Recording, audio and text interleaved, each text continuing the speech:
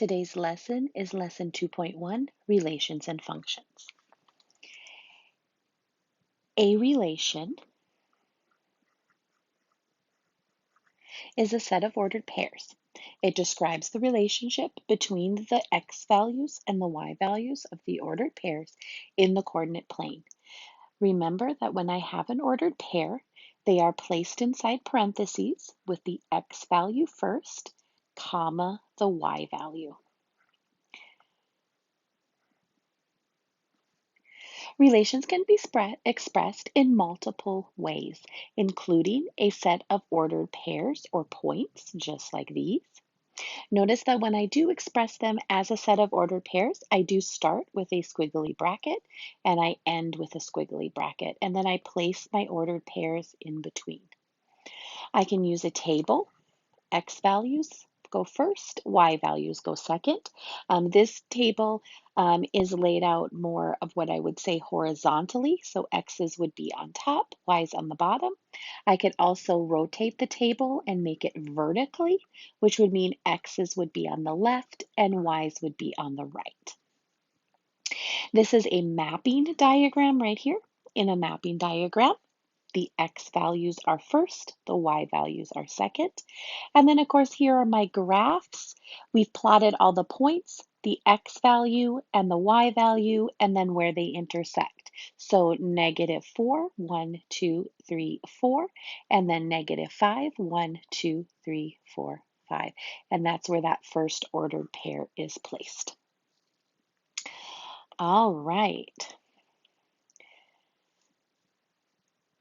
The domain, go ahead and add that in, is my set of all of my x values, all of my x values of my relation. So if I go back, my domain is going to be the x values that you see in each one of the ordered pairs, the x values of the table, the first numbers in the mapping, and then of course they are represented in the graph as the numbers that correspond to where the point is in line with the x-axis. This would be the domain. Once again, I'm going to write it as a list of values, and I write it from least to greatest. So it goes in order from the smallest x value to the largest x value. The range is the set of all y values, of my relation and my function. So once again, if I come back to my ordered pairs, it's going to be all the second numbers, all the numbers here in my y column, and of course, all the ones in my second mapping. Now notice that they are, once again, in a set with the squiggly brackets. They are in order from least to greatest, but notice that the range had 1, 2, 3, 4 terms. Sorry, the domain had 1, 2, 3, 4 terms, but the range only has 1, 2, 3. That's because there is a repeat right here in the range. You can also see it by the two domain values heading both to the number 3 in the mapping. All right. Let's go ahead and take a look at example 1. We're going to go ahead and represent this relation, which is a set of ordered pairs, and we're going to represent it as a table, on a graph, and on a mapping diagram, and then we're going to determine the domain and range. Well, the nice thing is the graphing's been done. Oh, it wasn't supposed to be. Let me get rid of that. All right, so in my table, I'm going to go ahead and use the space that I have. So I'm going to go ahead and make that horizontal table one more time. My x's would go on top, my y's would go on the bottom. If I want to, I could take the time to go through and identify all of my x's first. I'm using a purple color for that. It just helps. And I could come through and I could do all my y values as well. So now I can see that it's -3, -2. I'm just putting all of the purple numbers, and I can just put them in order. They don't have to be in a special way when I do the table. However, numerically is nice. The y values, they will not necessarily be in numerical order because they depend on the x value. So whatever the x value is, that's going to dictate how the y's are placed. Um, in my graph, I can go ahead and plot each point, -1, 2, 3, -1, 2, 3, 4, 5, 6. So I have a point right here. -2. I always start from the origin, which is where my x and my y axis are crossing. If it's negative for x, I always go x first, which is left or right. If it's negative, I'm going to head to the left. This is the negative direction. And if it's positive, I'm going to head to the right. With once I've gone that many, like 1, 2, now I'm going to go ahead and go up or down, because that's the direction of the y-axis. Up is, of course, positive, and down is, of course, negative. So I would go just down 1 right there, and just continue doing that to finish off 1, 2, 3, 2, and -1. There we go. There's our points back. Remember our mapping. We're just going to make 2 nice ovals. Do the best I can. There we go. And we're going to put the x values in the first one. Numerical order is best. However, you can put them in the order that they are. Remember, we don't want to do any repeats. And I see that the last y right here, the last y value with +2 repeats the y value here at -2. So I'm not going to go ahead and repeat it. And then I'm just going to connect them together to show that they create an ordered pair. Yep, there we go, just double checking. Um, I don't necessarily need them to be in order because I want to show that they are together in an ordered pair by connecting them together with a arrow. All right, and now for the last one, I'm going to go ahead and do the domain and the range. Remember, your domain is your set of your x values, so you're going to start with a squiggly bracket, and you're going to put them in order from smallest to largest, least to greatest. They already are. Let me go ahead and fix that. Um, and that's just a natural thing. A lot of times you will see them already in numerical order. Now, the range is a little bit tricky to put in numerical order because it's not going to be in numerical order per se. That just means that sometimes it's in numerical order, like it looks like this time it is. It's just we're going to have to ignore that last -1 because it is a repeat and we don't need any repeats. Um, but it doesn't have to be. So just be careful while doing the range. All right, I have left a try this for you at the end of this page. So please go ahead and pause the video and give this a try. All right, I hope you did good. Let's go ahead and take a look at, is it a function or is it not? So we just talked about a relation. Let's go ahead and talk about a function. A function is a relation in which each value of the domain, my x value, corresponds with exactly one range value. It's a one-to-one correspondence. In other words, my functions do not have repeating x values. They do not have repeating x values with different y values. Repeating y values are okay.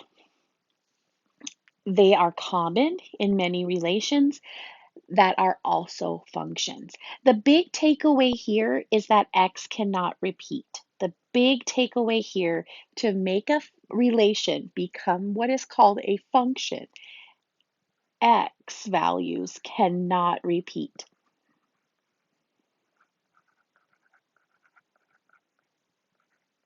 Ever. Okay? It's very important to remember that. Okay, this is going to be a way that you can identify if you have a function or not by simply just looking at your x values. All right, How do I determine if a graph represents a function? Because in a graph, it takes a lot of time to go ahead and look at the x values. So there is something that is called the vertical line test. Vertical line test. And what this does is it indicates whether or not the graph of a function of a relation is a function or not. If an imagined vertical line passes through at most one point in a relation at any location, then the relation is a function. So it can only go through one point. If we go through more than one point, then we are not a function. So let's take a look at these two functions that we have here in the table. To pass the vertical line test, you would make a vertical line through all of the points. And I can imagine this here by moving my laser through the points of the function. Every line that I drew only contained one point, and so this is a function. I can think of this on the graph as well. There's no place that I would place a vertical line, that I would be able to draw a vertical line that would touch the graph more than one time. However, take a look at these graphs over here. They start out, or these relations over here, they start out fairly nice, right? Fairly nice. They look pretty good. However, once we get to here, we can clearly see that we do not have a function because I have 2 points on that green line. Let's take a look at the graph down below. As I draw in the vertical line, I can see very clearly that it's touching twice the graph. So not a function. It only takes two, it only takes one line. If you're thinking down here, well, I could have drawn the line here. Why is it not here? It doesn't it doesn't matter. It has to be in one spot. So it doesn't matter if it's here, it doesn't matter if it's where the green line is, as long the first one you see, not a function. All right, let's go ahead and determine if points can represent a function. What we're going to do when we have points or ordered pairs, we are going to check for repeating x values.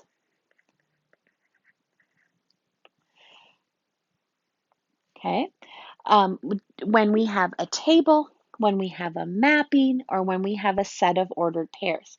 Functions don't have x values assigned to more than one y value. Remember, once again, my x values can't repeat. So let's go ahead and take a look at our functions. Remember, in a mapping, the first one is the x. I can tell that none of these x's are repeating because each one only has one arrow going from it, and they are all three different numbers. Now, of course, remember, in a mapping, I would not put extra numbers in. If they did repeat, they would have an extra arrow. Take a look at the ordered pairs. I'm going to take a look at all my x's. All three of them are different. Yes, 2 and -2 are different numbers. And in my table, I'm just taking a look at each of my x values. All of the numbers are different. All right, let's go ahead and take a look at the not a function column. Here are my x's. Now, in a mapping, it is hard to see a repeat. So how do I know that this is not? Well, take a look at 7 right here. 7 has an arrow going to 5 and an arrow going to 3. This is the one that's telling me we are not a function because of the 2 arrows. Let's go ahead and take a look at our set of numbers. Now this time, what I'm noticing is that the -2 at the beginning in the first ordered pair is matched again in the last ordered pair, not a function. In a table, I just have to start looking, and then what I notice is that I have the first one and the third x are the same, not a function. All right, let's go ahead and check to see if we understand what we just learned. We're going to go ahead and determine if they are a function or not in these six representations, and we're going to go ahead and justify our reason. Now, a lot of times our justification can be done by simply marking the picture, showing that we looked using our highlighters. Otherwise, we're going to have to justify with words, okay? So the first thing I'm going to do is I'm going to go ahead and look at my x values. I'm going to go ahead and check to see that all three of these numbers are different. But we are in a mapping, so I need to look for arrows. Does each one only have one? -3 looks good, but here I can see 5. 5 has 2 arrows. This is not a function.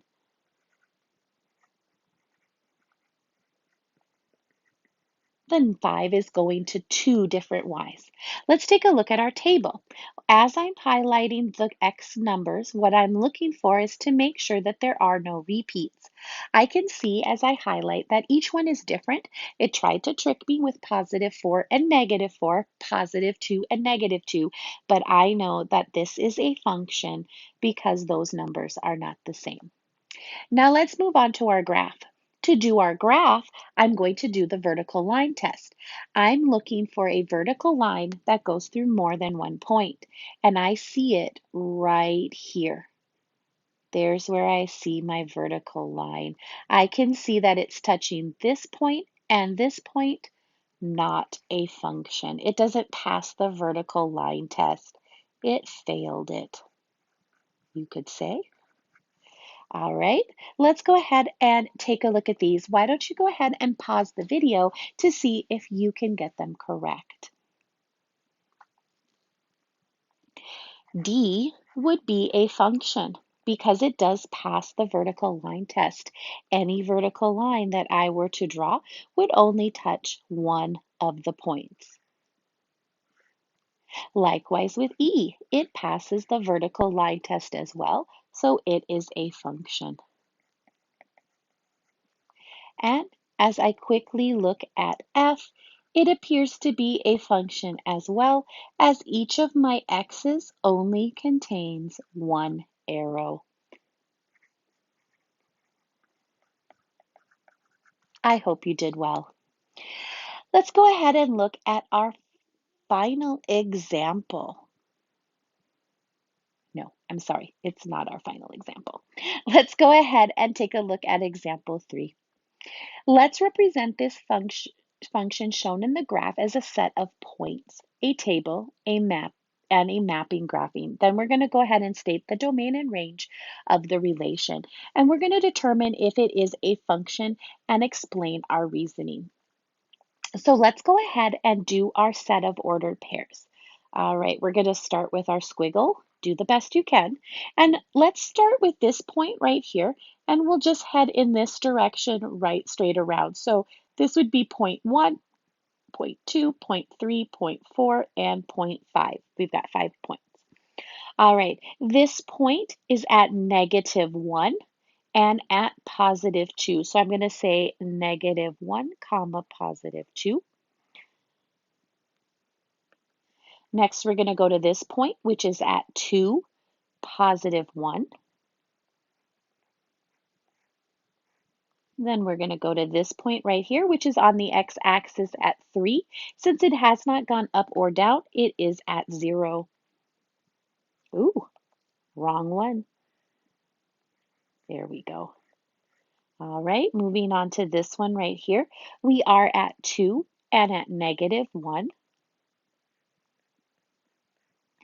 And our fifth and final point is right here at -1, -2.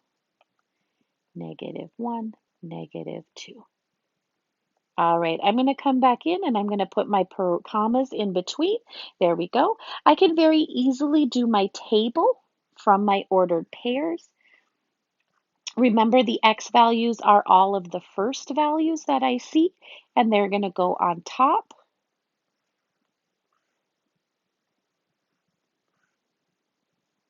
Let me just make sure that I have 5. 1, 2, 3, 4, 5. Okay. I guess I don't need so much. There we go. And then I'm going to go ahead and put the y values underneath, matching them to my ordered pairs from up above. There we go. I can now quickly make a mapping. As I make my mapping though, what I'm noticing is that I'm only seeing these three numbers for the x values.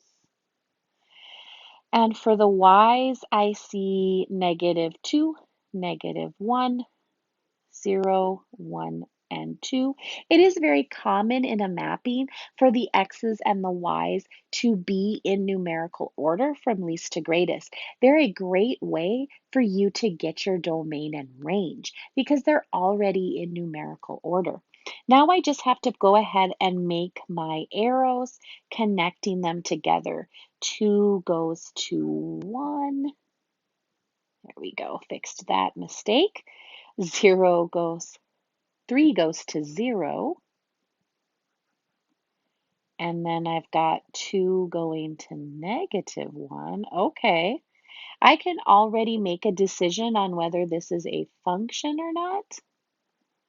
I've already made my decision on whether this is a function or not. I'm going to say this is not a function.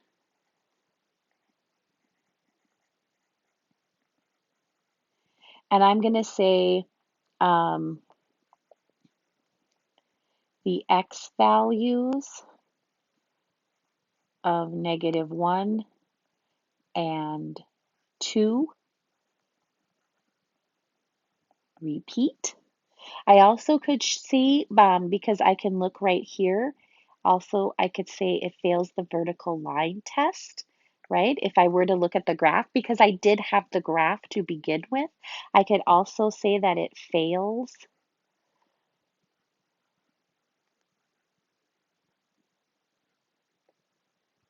the vertical line test. But I'm going to say this is not. I can still go ahead and do the domain and range because those are not strictly to a function, although we do talk about them a lot with functions. We can talk about domain and range in a relation as well, so it's okay. And I'm going to go ahead and just use my mapping to give me my domain and my range.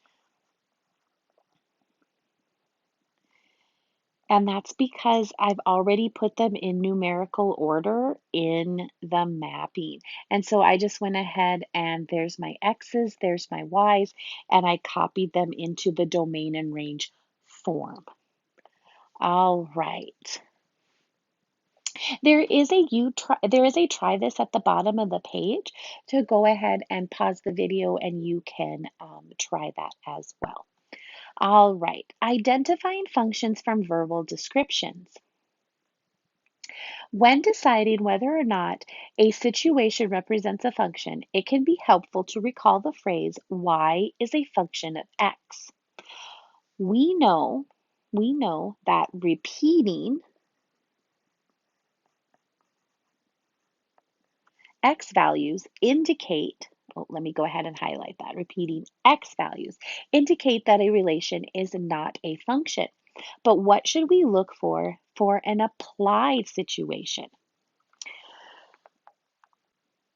Well, we need to look for that x repeating once again. Here we go. A pot of soup is cooking on the stove. The temperature of the soup is collected once every 30 seconds for 15 minutes. Is the temperature of the soup a function of the amount of time it has been cooking? Let's go ahead and take a look. This question reveals that y is my temperature and x is my time. Is the temperature a function of time? Is y a function of x? To determine whether the temperature is a function of time, determine whether it is possible for x, the time in this case, to have repeating values. In this situation, x values, time, will not repeat because the temperature is only recorded once every 30 seconds. Therefore, the temperature of the soup is a function of the amount of time it has been cooking in this situation. Let's go ahead and take a look at our last example. Yes, this is our final and last example. All right, data is collected on the number of loaves of bread purchased by customers at the grocery store and the number of people in each customer's household. All right, is the number of bread loaves purchased a function of the number of people in the household? Okay, well, let's start to think. Um, is the number of loaves, Y, a function of the number of people, X? Hmm. What we need to do is we need to check for repeating numbers of people. So we need to check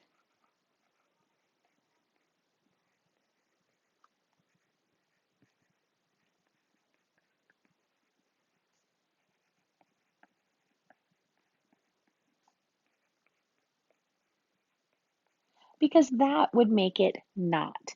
Um, this data may not represent a function. Multiple families may have the same number of people in their household. So I'm going to go ahead and say this is not, um, but I'm not quite sure.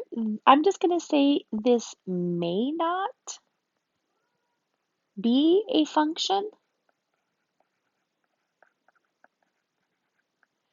because we could have more than one family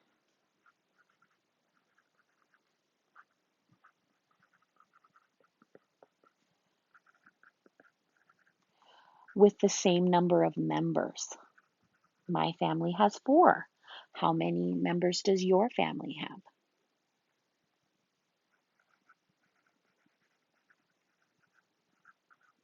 I'm running out of space. All right. Is the number of people in the household a function of the number of bread loaves purchased?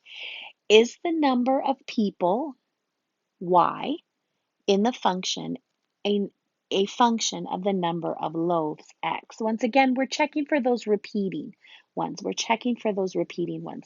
So once again, same answer. Um,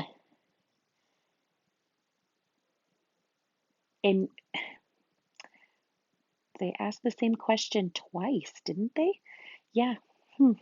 I'm going to say this may not be a function once again, and it's the same as above.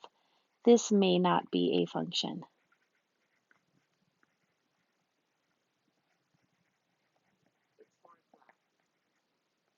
And then my reasoning is going to be the same as above. I'm not going to sit and write it out again for you. All right, we can go ahead and create a table as a class representing X, the number of people typically living in your household, and Y, the number of loaves of bread purchased by your household in a typical grocery order. So we could go ahead and do this. We're not going to do all 35 of us, but what we could do is start with there are 4 people in my house, and in a typical order, I might order 1 loaf of bread. And then there might be someone with, let's say, 6 people in their house, so maybe they order 2 loaves of bread. There could be someone with 3, and they also order 1.